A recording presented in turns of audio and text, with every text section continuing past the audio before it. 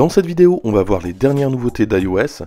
Apple dévoile sa version 10.3. C'est parti, on commence tout de suite.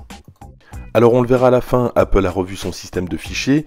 Pour le moment, on va voir quelques nouveautés cosmétiques. Vous verrez, ça n'a pas changé grand-chose. On commence tout de suite avec la première nouveauté. Elle concerne les podcasts et leur intégration au widget. Si la fonction est plutôt pratique, c'est-à-dire qu'on va pouvoir lancer directement le podcast depuis les widgets, on ne pourra pas, par exemple, par un effet 3D Touch, pouvoir changer de podcast et changer de piste.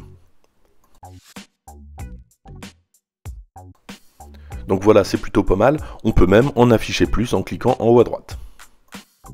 On continue par une petite nouveauté cosmétique dans Mail. On voit que le bouton en haut à gauche est légèrement plus gros. On continue tout de suite et on va dans Plan, et cette fois-ci c'est l'intégration d'une fonction 3D Touch concernant la température. Lorsqu'on appuie de façon prolongée sur la température, on a le détail des températures sur la région.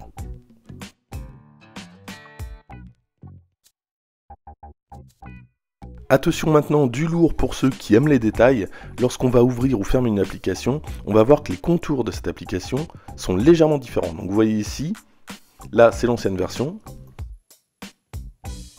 Et on va faire la même chose en 10.3 et on va voir que les bords sont légèrement plus arrondis.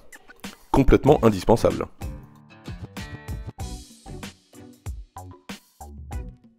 Autre fonction bien plus pratique, celle-ci pour ceux qui ont des AirPods, on va pouvoir les retrouver.